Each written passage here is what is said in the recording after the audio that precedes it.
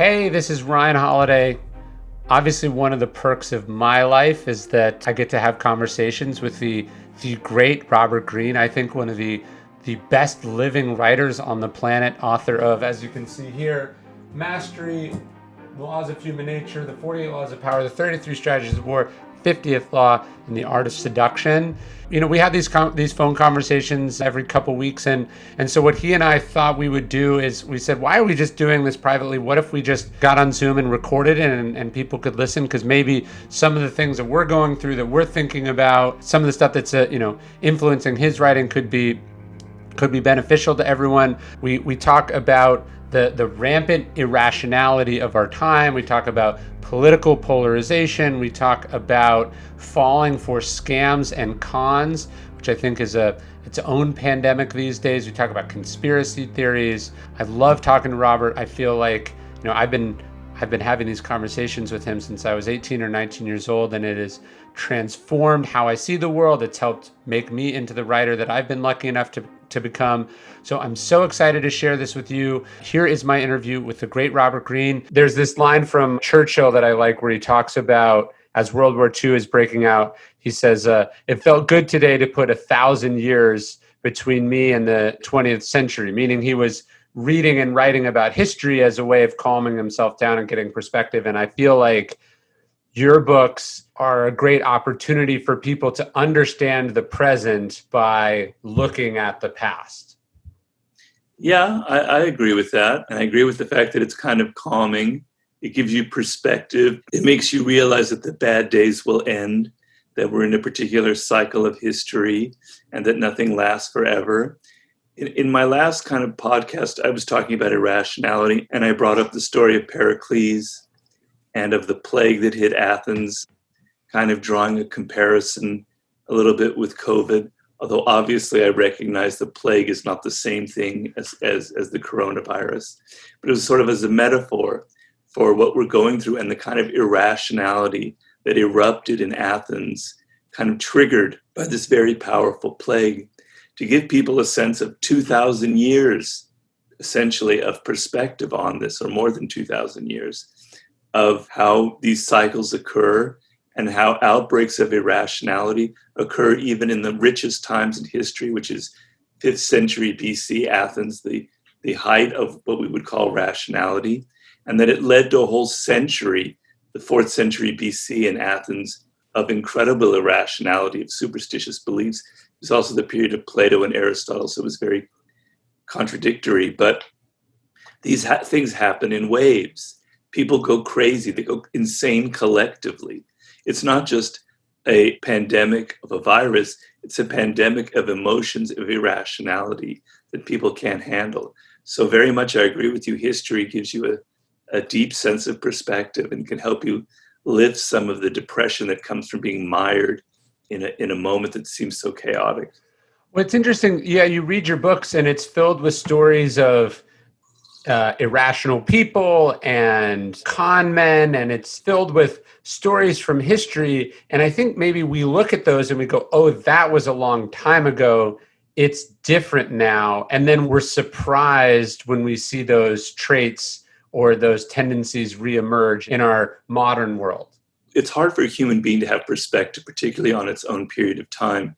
And you said, this time it's different. That's the classic phrase that people used when there was like some kind of bubble, like the South Sea bubble or the crash in 2008. Some new scheme comes for making money, which is clearly like an elaborate... Cryptocurrencies and...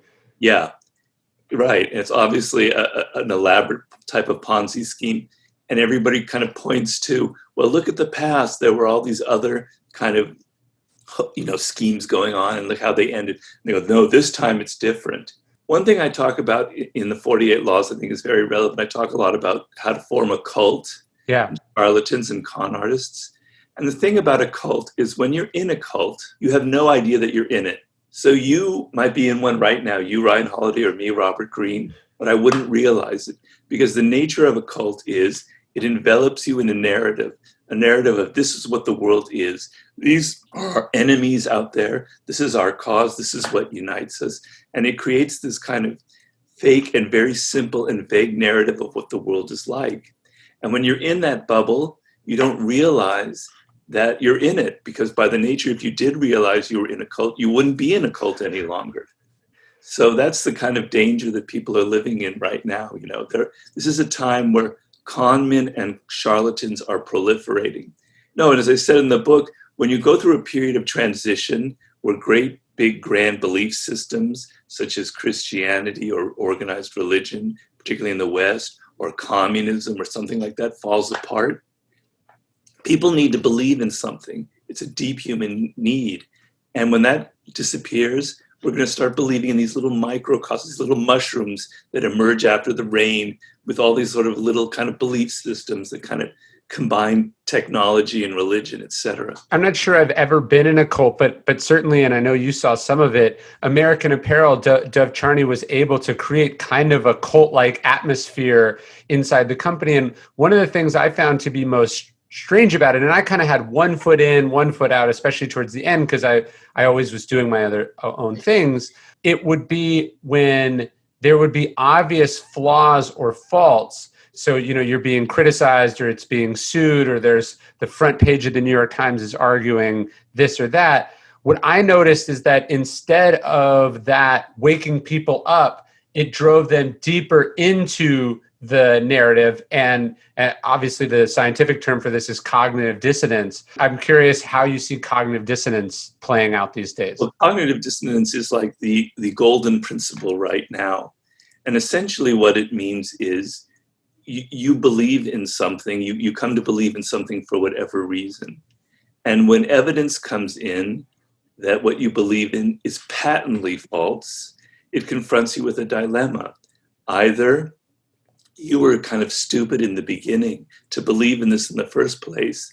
And as the philosopher Schopenhauer says, people will admit to anything, but they will never admit to being stupid or having less intelligence than another. Sure. So it's very difficult to admit that you were stupid. It's like the last thing someone will confess to. So the alternative is, instead of believing the evidence, you double down on your initial belief and you say, it's the other person who's wrong.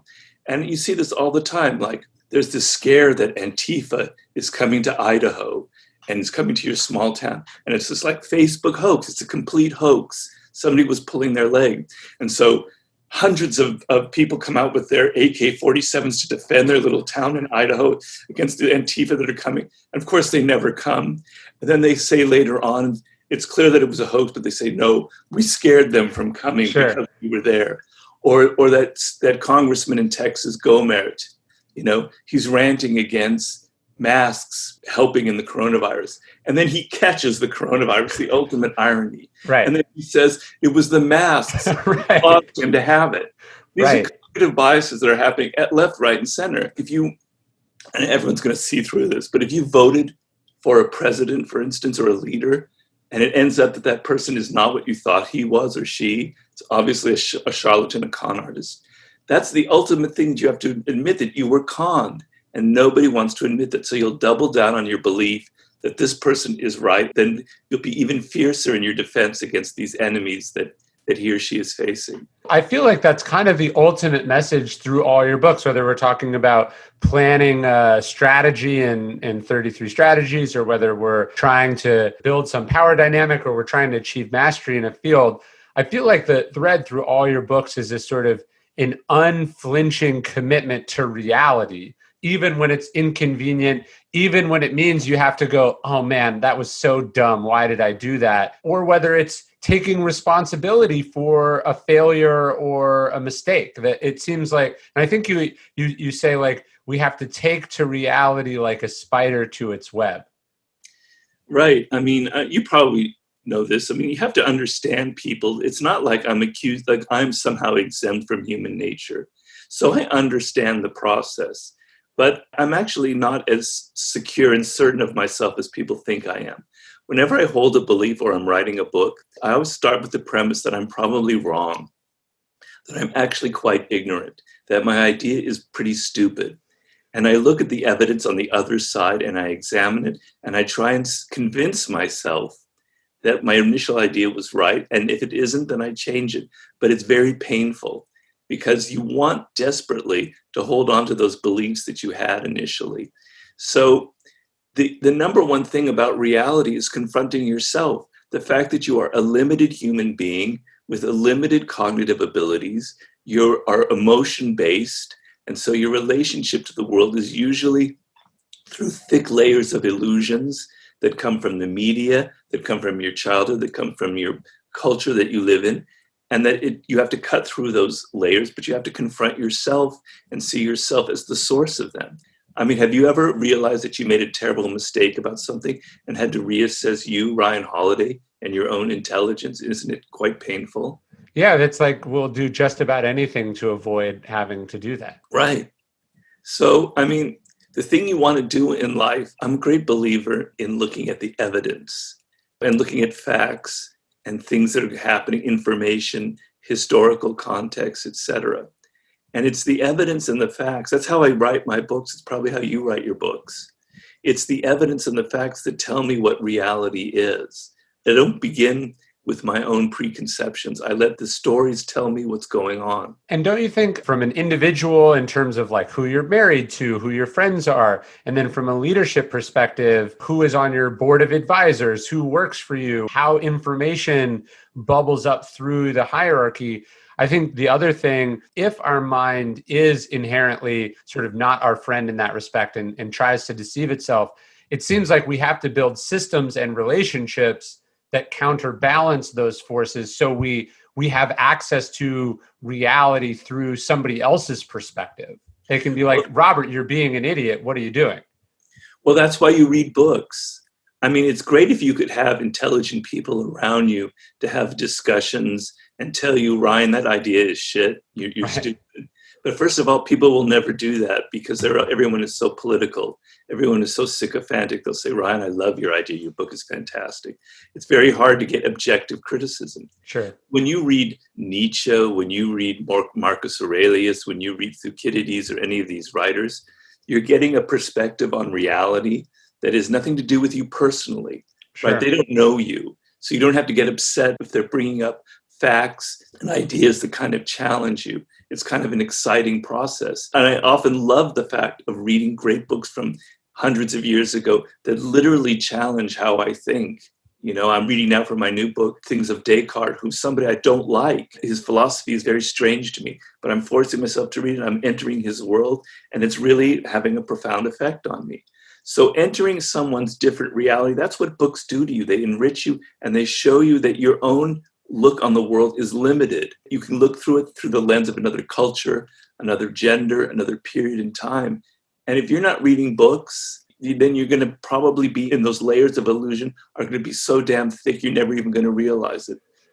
Yeah, there's a quote I've liked from General Mattis. He says, if you haven't read hundreds of books, you're functionally illiterate. You know, we think like, oh, I can read, but the reality is if you're not reading, what good is that skill? Right. And I think we should talk about conspiratorial thinking, but that's so loaded that maybe I thought I'd start with something else that I think is equally prevalent. And I was just writing about, I think we're also seeing a lot of magical thinking. So conspiratorial thinking is, you know, like these people are out to get us. This is how things are operating behind the scenes. Magical thinking is, oh, the coronavirus will just disappear, or oh, a vaccine will happen and all of this will go back to normal, or you know, my ex is going to come rushing back through the door any day now. She's going to realize what a mistake she made. It feels like people are living in a fantasy world of their own kind of magical thinking. That's very true. And, you know, it's obviously the source of falling for a con game or falling into a cult or believing in a conspiracy. Like I'm seeing it a lot where like parents seem to think like, oh, I'm going to send my kid to school, when it's like school is important, of course, but it's also the middle of a pandemic. So just because you like something or just because you need something, if I would have wanted to visit my relatives in Europe during the Second World War, my need for doing so does not change the fact that there are German U-boats patrolling the Atlantic and I'm going to get sunk if I try to go see them. Yeah, but if you say that, Ryan, like I tried to say on my last video about the plague, people are going to be coming, or are you comparing the coronavirus to World War II? You know, people don't know how to think in metaphors anymore. Sure. You know, what I was going to say was, I don't know if this is accurate. It's a thought that came to me and maybe I need to think it through more deeply, but I think a lot of it has to come 60, 70 years of an entertainment industry that envelops us in these stories that have like drama and then a happy ending and a consequence and a conclusion. Sure. And it creates this kind of way of thinking that the world is just like this. And ideas have to be entertaining. I noticed this one time when I gave a talk in Toronto, and I was one of the top speakers. There was like 12 of self-help gurus, including Anthony, what's his name? Tony Robbins. Yeah. And they were like yelling and stomping around the stage and yelling and had videos, and it was just like a clown show. Right. Right. And then I got on the stage and I had no video, and I'm just sort of talking about mastery. And then I realized you've got to entertain people. You've got to put your ideas inside these little sugar pills. You've got to make them, titillate them and excite them. Sure. And it's been going on through television, through radio, through television, through the internet, through social media. And now people think that the only ideas that are legitimate are these ones that fill into these little capsules, like a log line for a screenplay. Right. This is what reality is. The pandemic, it's plandemic. It's right. It rhymes. It must be true. 5G. Yeah. It's whatever it is. These little tiny tidbits of information that people glom onto. It's very entertaining. It's sexy. It's nice to believe in. And as you say, it's complete magical thinking. I don't know if my theory is totally whack, but it came to me the other day that was sort of. No, I think that makes sense. It's funny, Musonius Rufus, one of the Stoics, he was saying, if the audience is responding, it's a sign the philosopher is not delivering hard truths. He was like, they should be sitting there in complete silence because their mind has been blown. But no, I think you make a good point. Like, we've lost the ability, or maybe we've never had it, but we're struggling with the idea that a lot of truths are uncomfortable. A lot of truths are complicated. And a lot of times the difference between the path we should take and the path we shouldn't take, there might only be 3 or 4 percentage points of difference between the two. Like you're also seeing this in the pandemic. There's got to be some magical drug that just treats it. Or there's got to be, even masks. Like, oh, so I'm wearing a mask. Now I can just go about my normal life as if everything is fine. And it's like, no, actually, we're trying to chip away at this thing from all these different angles. There is no one silver bullet solution, but a lot of bullets that you eventually kill this thing with. And we don't seem to be able to do that. We want to glom onto the one thing, and then that's the only thing. Yeah, I mean, a virus is a very boring thing, right? It's not a living organism. First of all, you can't anthropomorphize it. Right. And say, we're going to kill this thing. It's not a living organism. Okay. And it's very boring.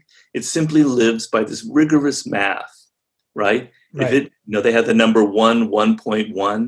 If it infects more than one person at a time, it can expand exponentially. Right. And exponential increases are very hard for us to understand. Sure. And they're very powerful, right? So, and then the solution is also really kind of boring. It's so simple and, like wearing a mask and being socially distant and putting up with that kind of sacrifice for 4 months. How unmanly, how unmasculine, wearing a silly little mask. I mean, oh my God. No, it's much better to believe in something a vast conspiracy, that this was some nefarious Chinese person planted it so that it would destroy America, that some cabal of people somewhere in Eastern Europe are doing this to destroy Donald Trump, or that, on and on and on, and that maybe, as you say, one thing will solve it. It's as if people can't think of two things at the same time. It's magical thinking, but it's also black and white thinking. Right. So if some reason it comes out that masks aren't the only solution, that, there are limits to masks, well, then that was totally false. Fauci was wrong. Trump is right. Masks are silly. No, there's nuance. Science is full of nuances. Masks help. They don't do the whole thing. You have to do this other thing. It's not very sexy or exciting. It's not like CSI Miami. Right. It doesn't have an exciting ending. It's not all masculine. It's not people shooting with guns. It's very simple.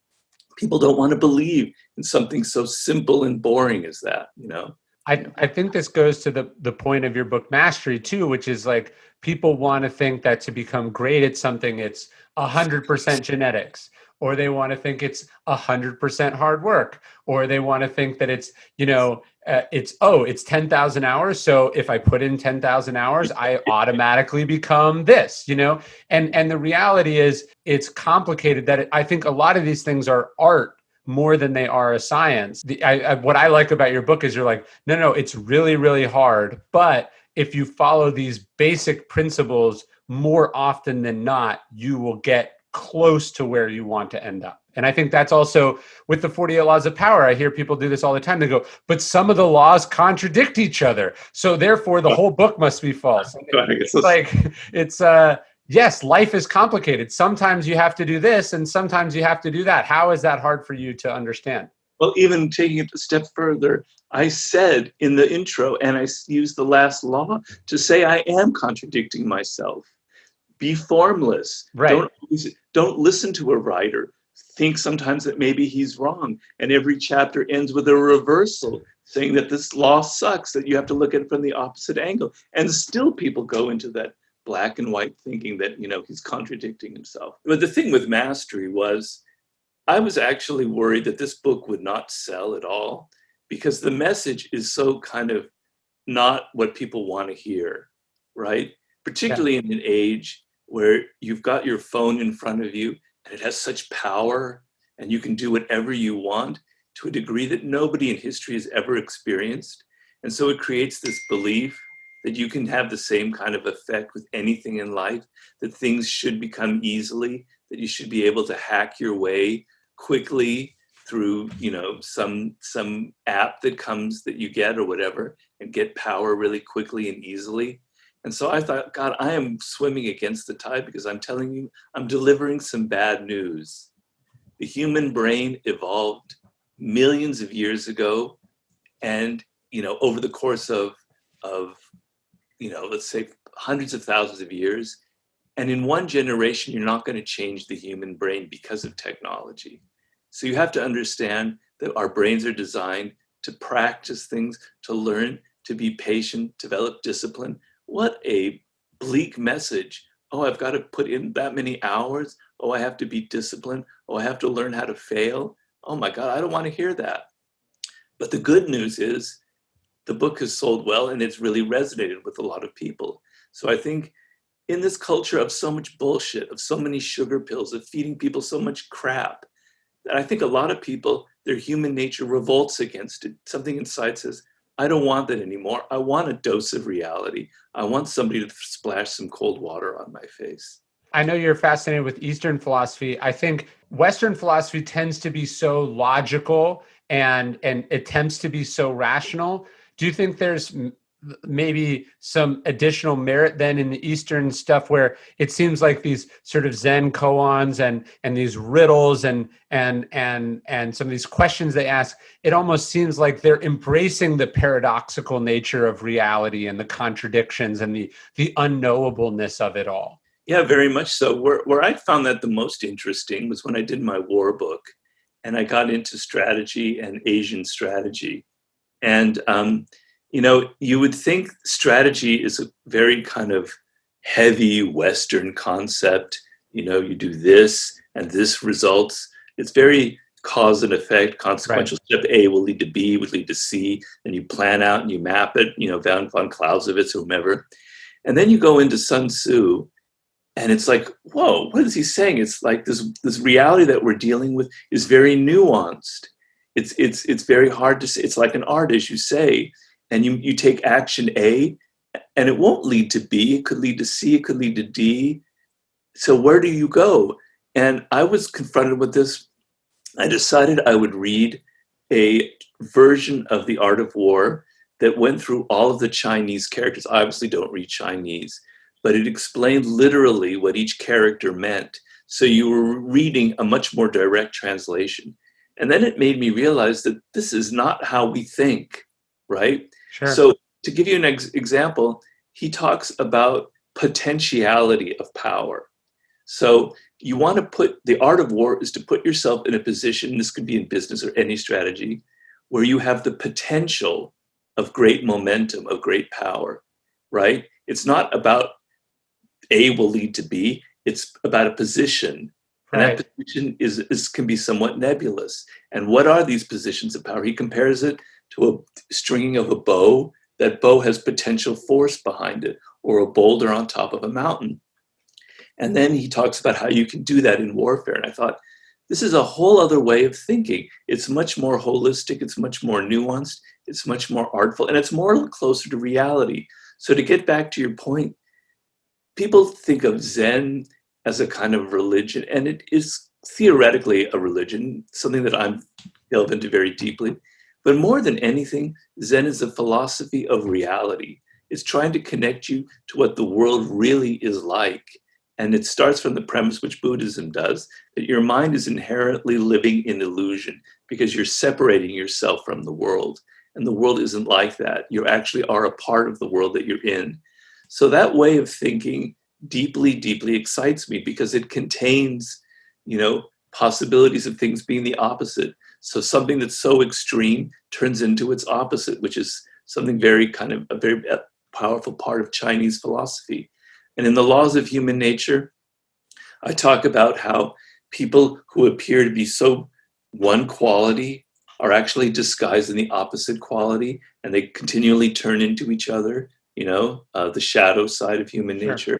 These are things that I've, absorbed from years of reading Asian philosophy. I wanted to go back to this idea of sort of people have some of these irrational beliefs. They've picked up these stories, this entertainment sort of bias that we have. Nassim Taleb, he's like, stories are powerful. And he says the only way to beat a story is to replace it with another story. Given your writing on seduction, which to me, I sort of expand seduction out from just, sort of sexual or relationship seduction. But it seems like what you're really talking about is if you want to combat some of this propensity for entertainment or this magical thinking, we have to combat it with a better story or something, you know what I mean? So how do you suggest leaders and people think about, like, if you, let's say you knew someone who was starting to believe in pandemic, you can't just go, that's stupid, you're an idiot. How do you walk them back from that? It's not easy. If I had the magical answer to that, there's no magical pill for that either. Right. But you have to kind of enter their world first a little bit to understand, where these things come from. So, part of that, as you say, is understanding their story. And you would have to maybe watch Plandemic, which I'm afraid I did. It gave me a headache. You weren't convinced? No, I wasn't convinced. What I did see through was all of the tricks, the music, the narrator's voice. I totally deconstructed in my mind all the little tricks that it used to create this illusion of some kind of menace, etc. But I watched it, and I could see its seductive power in the sense of what we were talking about, where people want to believe in stories. They want a villain. They want something simple and easy to digest. They want a kind of vague conspiracy in which they can project their own little neuroses and problems. I saw its seductive appeal.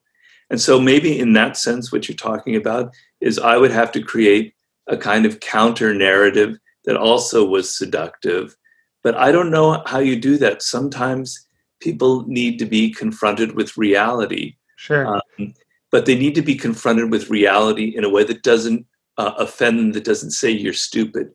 I talk about that in human nature, and I see that every day in the world. There's somebody you disagree with, you think they're wrong. In fact, you're sure of it, and you call them on it. All you're doing is making them more certain that they're right, because nobody wants to admit that they're stupid. So you have to be able to understand people's insecurities and what led them to believe in Plandemic in order to create a possible alternative scenario, So I don't know what that would be. I've had lucid moments where I thought of a way to maybe appeal to people in this sense of creating a kind of narrative of the science of it and the virus and kind of the excitement that comes from, actually, because one thing that irritates the hell out of me is people generally love and trust science. They do it tacitly.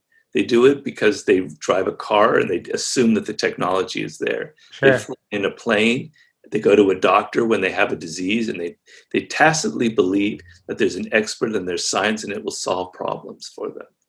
But science isn't sometimes very sexy, you know. It doesn't necessarily please you. It's an Sure. inconvenient truth. What would be your counter narrative? Well, I don't know exactly, but like, let's say we're Yeah, thinking, and someone lives in some Rust Belt town in a mobile home. They're not in good shape because they don't eat well because they live in a food desert. Maybe their community has been decimated by opioids, and the job market is not robust for someone who isn't educated. When you hear this idea, like, let's make America great again, that taps into exactly how you're feeling. And I think the rational community, if you will, and I think that can include a whole swath of the political spectrum, seems like has not done a particularly good job. I forget who said it, but leaders are dispensers of hope. There's not really a narrative that dispenses hope, that dispenses agency, that dispenses I anything worth believing in. yeah, I misunderstood your question. Yeah, I completely believe it. I completely agree with you. And so, like a mistake that the people in the Democratic Party or on the left will make is not having a counter slogan to make America great again. Right. People need slogans. People love slogans. His "Build Back Better" is so awkward. Right. It's not the same. Doesn't have the same ring. So Democrats have always been so weak in that because they believe they're technocrats. They believe that if they just tell people the truth about the economy, but it's not seductive. And Right. I always go back to the only Democrat in my memory who did this was John F. Kennedy. He was a genius at marketing on the level of Trump, because that is the one element that Trump is good at. Kennedy had the new frontier. He realized that we're emerging out of the boring Eisenhower years, which really weren't so boring. Right. But he created this idea, and now we're returning to our pioneer myths. Our frontier is now outer space. We're going to go to the moon. We're going to be the first people to go to the moon. We're going to be so technologically advanced that we're like the pioneers in the 19th century. It was really powerful and seductive, and it worked brilliantly. I agree with you completely. You need to seduce people, and you can't be afraid of doing that. Even like Bernie Sanders, he created a cult-like following. Let's say it what it is. It's a Right. cult, but he was actually pretty good at creating these kind of slogans and these kind of quick ideas that people could digest about the 1%, etc. You might hate him, but he was good at it. But so many Democrats, particularly the ones that we nominate, suck at it, and they suck at it royally because they think they just need to deliver a list of things that we must do. We must do this for education, this for health. And you can just see people falling asleep as they do it. I completely agree with you. I misunderstood your question. No, Yeah, no, I think it applies to the pandemic too. Like, I'll talk about that in a second. But yeah, I remember in the campaign in 2016, Hillary's response to "Make America Great," which is actually, as nationalistic and stupid as it is in a lot of ways, it makes sense. There's a sort of an sure. immediacy that makes sense. And her response to that, instead of a better story, was, "America is great because it is good." And it's like, good is not as good as great. That's what words mean. And second, you're telling people who are unhappy that actually they're wrong to be unhappy because America is already great. Do you know what I mean? Like, you're not you have to tell a better story, and it seems like we struggle to do that. Well, the thing is, to be a leader today, to win an election, is extremely complicated because we're very divided, Yeah. right? We have Right. these little niche groups, these little beliefs, identity politics, or however you want to term it. And even on the right, they have their little niche groups. So to unite the country to win an election, you have to create a narrative. You have to tell people, this is what it means to be American. Right. And nobody ever does that. I can't recall in my lifetime, you could say Trump somehow some does, or Ronald Reagan perhaps is an example. But what does it mean to be an American in 2020?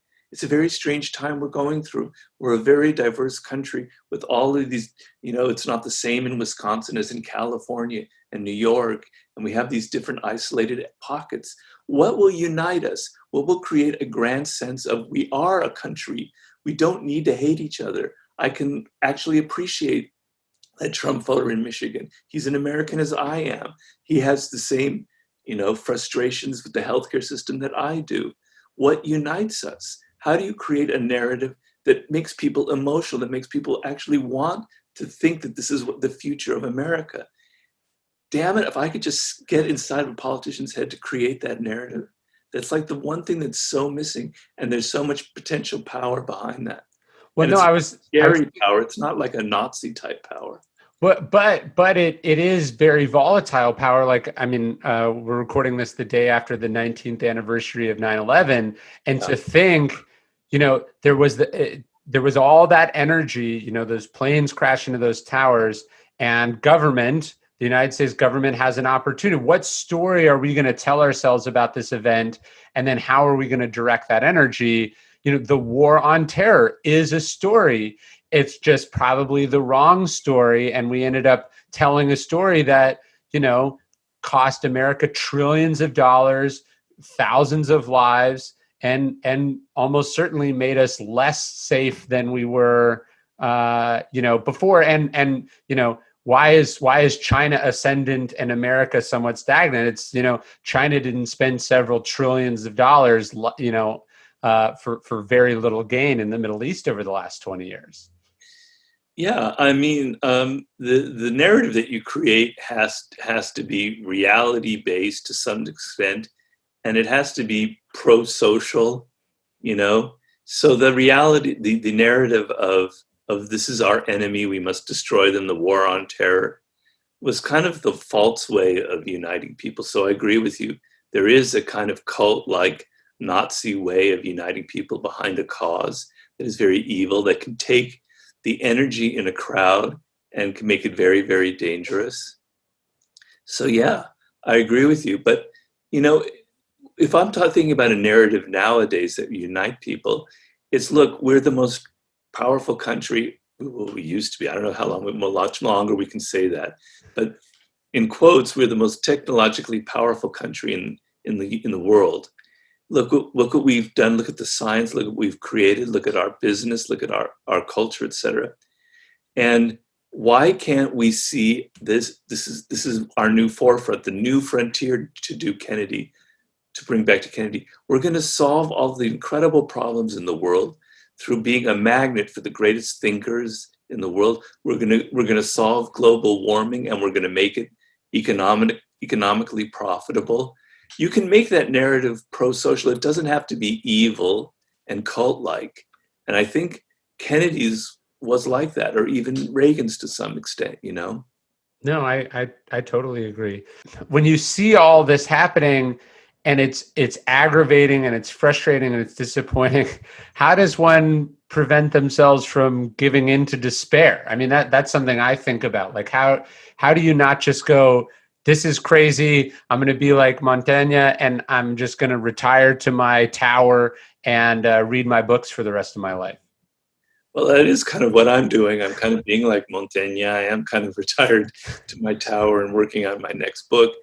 I mean, I'm an exception, so it's not really fair for me to say, because, thank God I have books to write, and I can absorb myself in over 3,000 years of history and get outside of this time.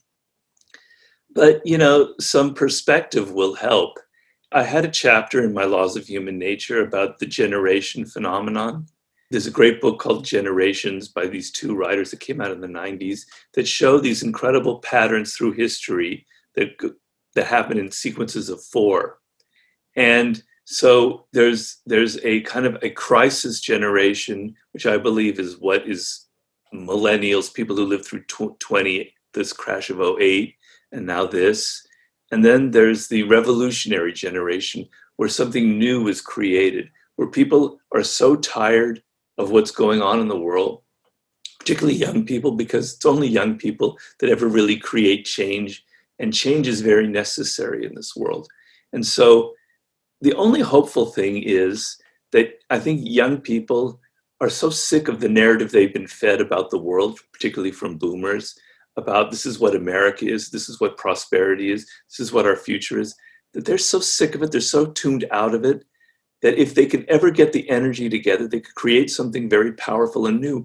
My only hope is that people are going to get tired of this, And that this is what has saved us in the past, that we've gone through these deep moments, and sometimes these moments can last well over 100 years. There can be the dark ages in our history that last 4 centuries or something like that, you know. But at a point is reached where the human spirit rebels and returns to its origin and returns to something powerful and healthy. Because we know we don't like, if you eat a lot of junk food, you feel sick. Your body feels sick. Sure. If you consume a lot of bullshit information and things that are just entertainment on the internet, you kind of also feel sick, like you're disconnected from who you are, from your own body, from the world. You rebel. You're sick of it. And so we need, in some ways, I don't want to, people are going to kill me for saying this, but we also somewhat need a kind of second revolution in America of, bringing all of the great things of our country and updating them to where the world is right now. And my only hope is that young people are so sick of the way things are that they're going to be the catalysts of change. I could be wrong, and it may never happen, but that's what makes me not want to kill myself right now. So let's say that some of this energy does come together, and maybe there have been moments, right? There have been marches in the streets, whether it's about George Floyd or whether it's about the Parkland shooting or whether it's about climate change or the Women's March or whatever it is. It seems like we get these moments of energy, but the wave crests before it has a chance to do anything. And I think part of the reason that seems to happen is that the entrenched interests are so good and so used to sort of parrying these blows that they don't end up landing. And so I'm curious, like, what's your advice to, an incipient activist movement that is fighting an enemy that is not playing by the rules? Like if you're Belarus right now and you are up against the full power of the state, what do you do? You do what you're doing, and those are brilliant, beautiful examples, and I'm following it with great interest. I mean, look what happened in Ukraine. I was recently in Ukraine. Ukraine's an amazing, beautiful country. People are very smart there. There's a lot of great things of technology that are coming from Ukraine. They overthrew one of the most corrupt oligarchies in modern times. Now, things aren't perfect there. There's still levels of corruption. They're still fighting it. But, I was reading in the paper this morning in the Washington Post about somebody I think you really need to include in your book on courage. Okay. I think he's the most courageous person in the world today, and that's Alexei Navalny, right? The guy who was poisoned by the Russians. Sure. Unbelievably brave. Read the Washington Post article today. Okay. Unbelievably brave what he's put up with. Completely incorruptible. And his strategy for fighting the most entrenched, you think it's bad maybe in the United States, try fighting against Putin in Russia, and you'll see that you're hitting a block of cement more than anything. But it's not impossible. And the solution is, because I've researched this a lot and thought a lot about it, is visibility. You need to be out there in the streets, and you need to not let your energy dissolve, and you need to be constantly publicizing the corruption, and you can't be naive. So what you're talking about is entrenched powers co-opting the anger on the streets. And so Citibank will have an ad saying, "We're all with you, George Floyd, blah, blah, blah." Yeah. They're co-opting it. They're co-opting your energy, and they're turning it into their own thing. You must call them out on that. You must not be seduced by these little crumbs that they try and throw at you. You need to keep your narrative together, which is there is rampant corruption in this country. There are oligarchs, wherever country you're talking about. You need to be revealing that for what it is. And if you look at Alexei Navalny and why he's so brilliant, you talk about seduction. He creates these YouTube videos. I don't know if you've ever watched any of them. No. They have them with subtitles. They're fantastic.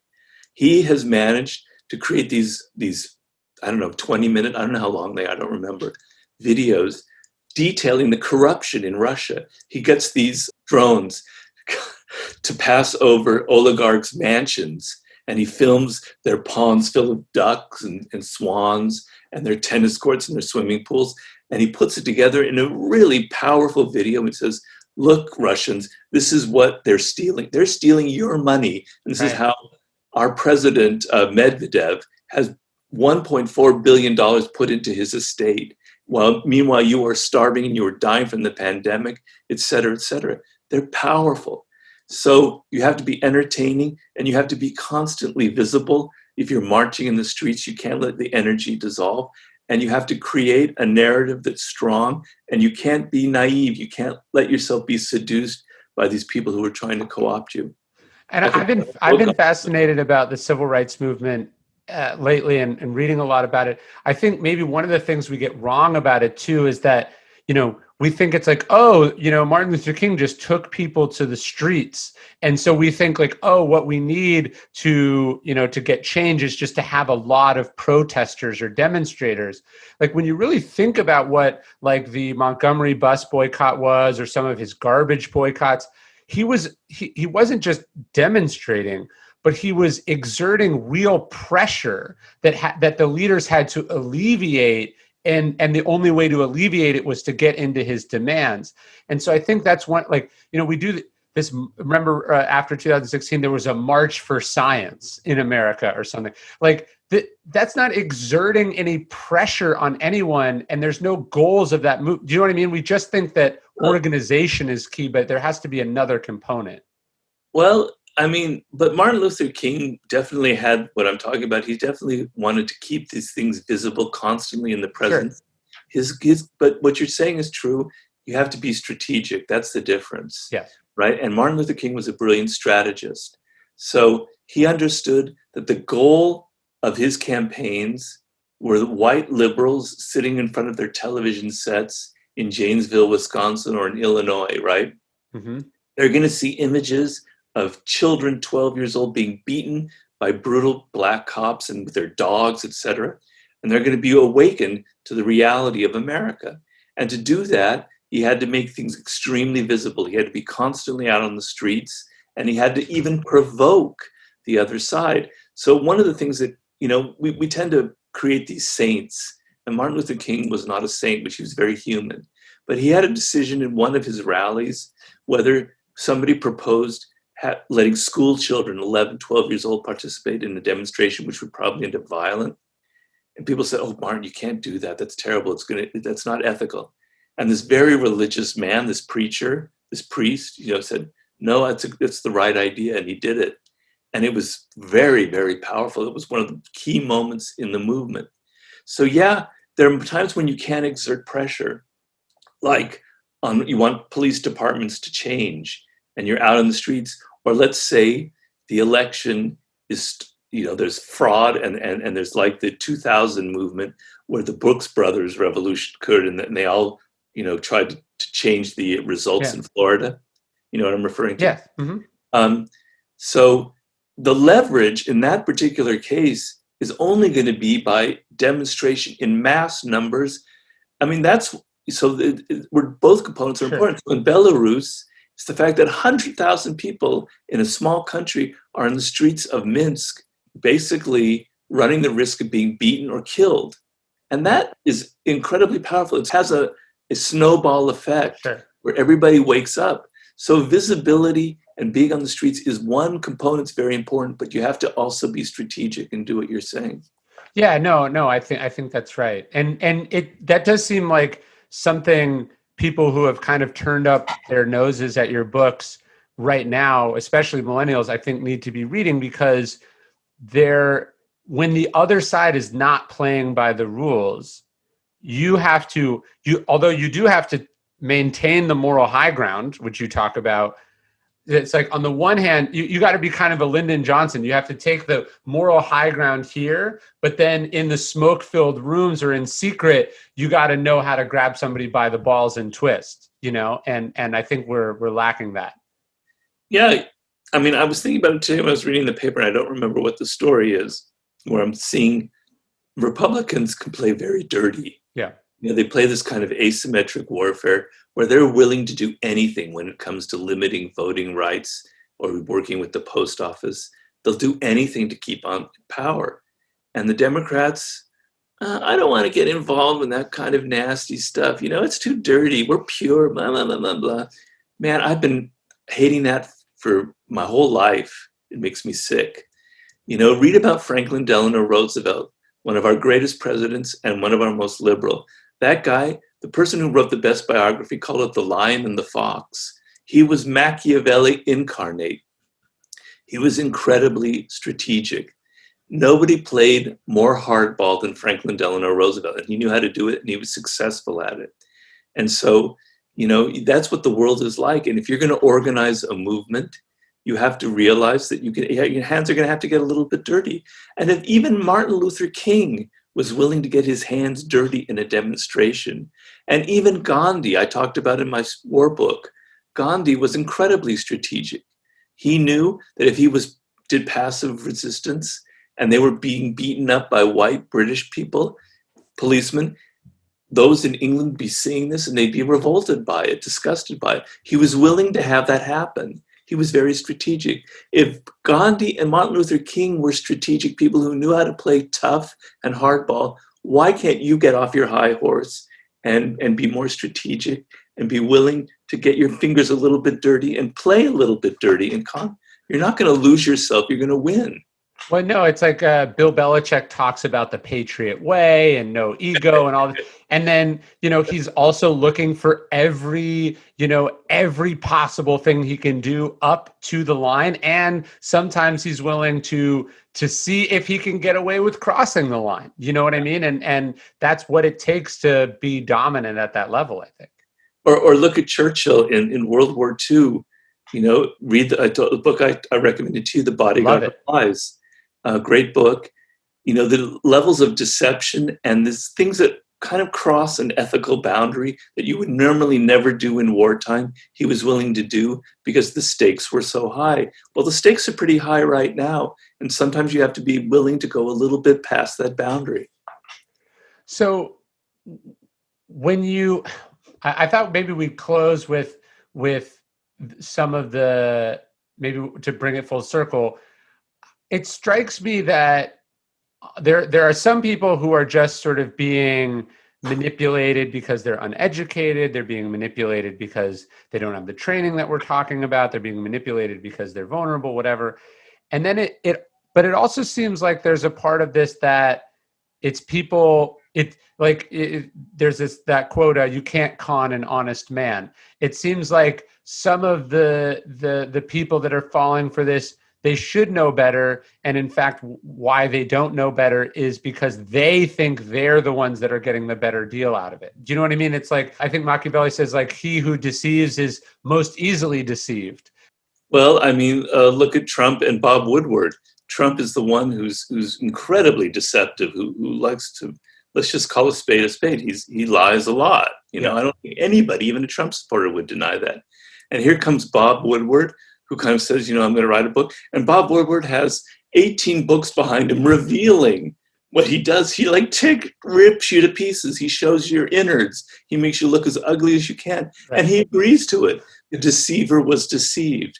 Con artists are often conned. I have the story in the 48 Laws of the greatest con man that ever lived in America, Yellow Kid Vile, and how he was conned by these two very beautiful women on a boat once, and he realized that, I'm very much open to it.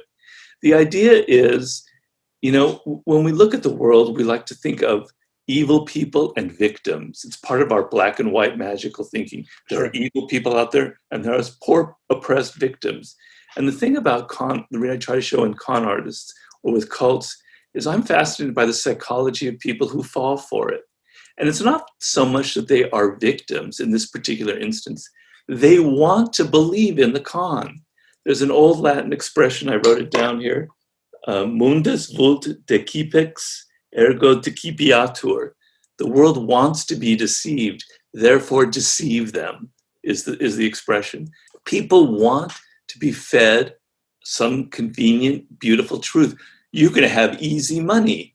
We're going to do this little thing here, and you're going to get thousands of dollars without ever doing anything, right? Wow. Okay, I'll do it. Or whatever the story is, whatever the con is, you want to believe in it. You're a sucker. You're a dupe because of human nature, and we all have that part of us. You want to believe in this easy route to power and money, right? So the end thing is you have to be responsible for yourself. You can't be whining that you were the victim, that you were conned, or that you were deceived. Of course, you'll very rarely ever admit that. You have to build rational defenses in your mind. You have to be willing, and this comes from a lot of reading, to question everything, to question your own beliefs, to say, am I actually in a cult? Maybe I am. Have I actually been conned? Maybe I, Robert Greene, have been conned, and I have been conned myself personally.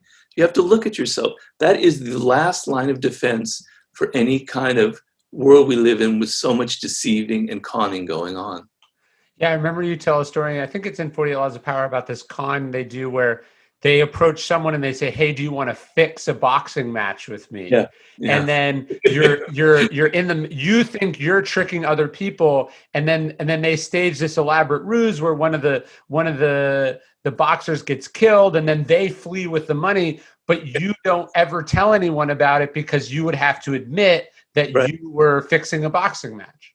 Yeah, it's the old Russian trick of kompromat.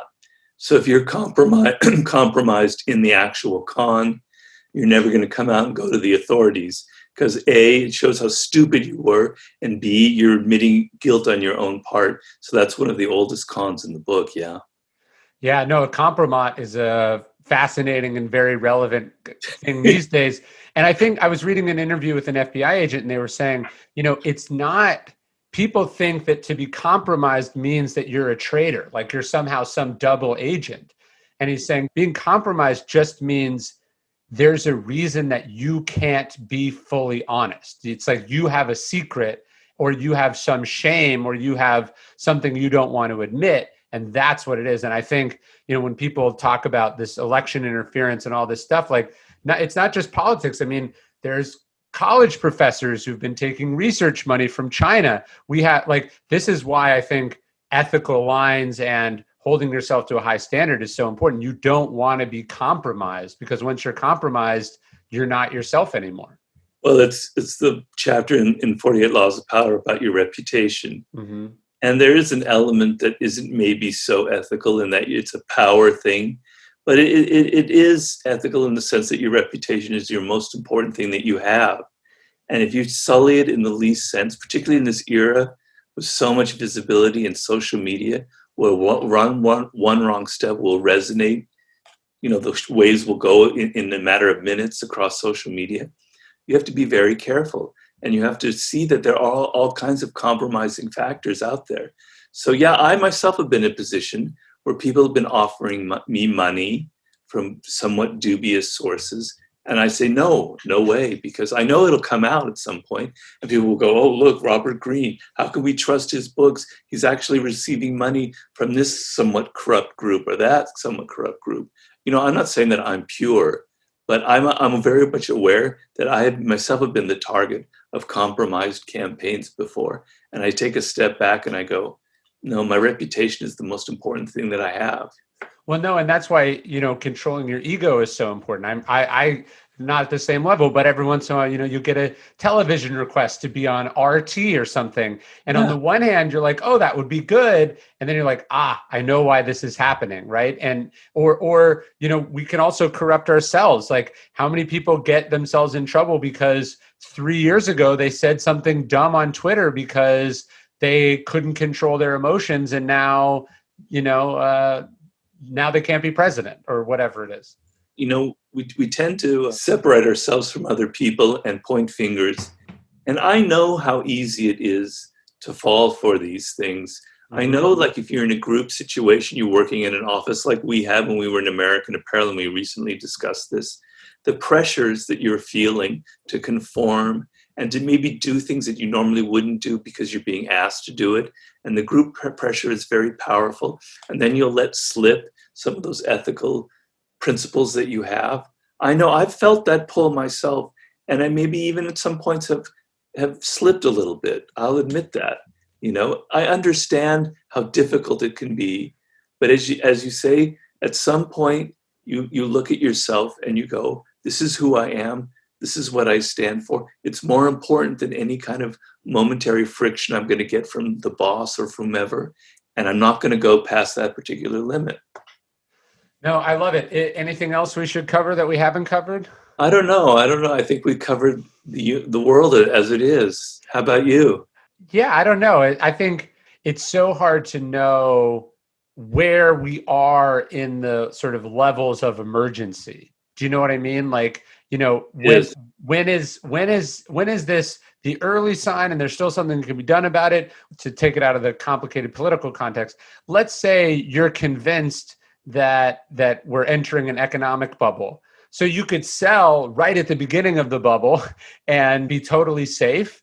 But as they say, the market can remain irrational longer than you can remain solvent. And so there's this tricky balance of like, do you ride it up, and risk maybe taking it too far? Do you risk taking your chips off the table too early? And so I think in a political and in a social context, we're in this weird environment where, where are we on the spectrum from, America, the dream, and, Russia or Germany? And how do you know? Well, if I had that answer, I would be the most powerful man in the universe. Right. We don't have perspective. To be someone who writes books and whatever, you have to have humility and realize there are limits to what you know.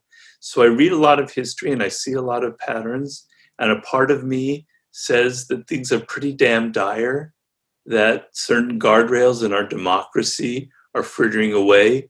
But to be honest with you, what scares me more than anything is the levels of irrationality and magical thinking, and people not able to kind of look at themselves and be somewhat self-aware. And that disconnect from reality, and as I say, I kind of think it's from decades of being entertained and being kind of brainwashed, is what frightens me the most. Because even if, let's say, Trump is gone, let's say people are coming in, they're fixing things, etc., that's not going to change this consciousness that people have. Sure. That is kind of like the equivalent of eating junk food. So that part of it makes me a little bit depressed, because you need to change people's consciousness more than anything on a deep level. And the other thing that's very frightening now, that we've seen before in history, it's not the first time, is the extremity of the partisanship, of the tribalism that we're going through. And, I could point through other moments in history that have been equally tribal, of course, before social media, which has only exacerbated it. But it's kind of like this hall of mirrors that you enter. You can't argue with people anymore. Right. Because the moment you say, this is what I think, and you're challenging them, oh, you're just this, you're just a liberal, you're just a Trump supporter, you've drunk the Kool-Aid. I get that all the way. Oh, Robert, you've drunk the Kool-Aid. Whereas in fact, you're the one that's drunk the Kool-Aid, but the people who drink the Kool-Aid think everybody else are the ones that have drunk it. That's the nature of it. Even in Jonestown, where the expression comes, you drank the Kool-Aid, they thought everybody outside of Jonestown had drunk their own Kool-Aid.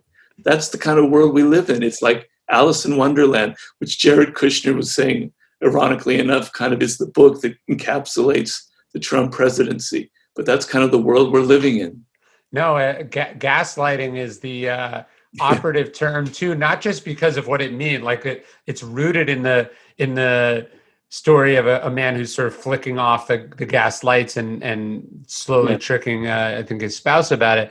But if you expand that out, it's like some gas is leaked into the room and it's made us all irrational, and we can't think straight. And the worst part is we can't think straight, but we think that we are thinking straight. And that about sums up the nightmare that we're in. I think that about sums it up. You're right. I can't think of a better way of putting it. Well, it was amazing to talk to you, and let's do this again for sure. Yeah, and you have a book coming out, don't you? I do, yeah. Lives of the Stoics, September 29th.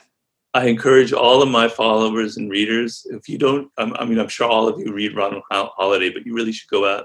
This is going to be a great book. When is it come out? September 29th. Okay. Thank you. I appreciate it. Welcome. For the Stoics, wisdom was an ongoing process. It was a journey.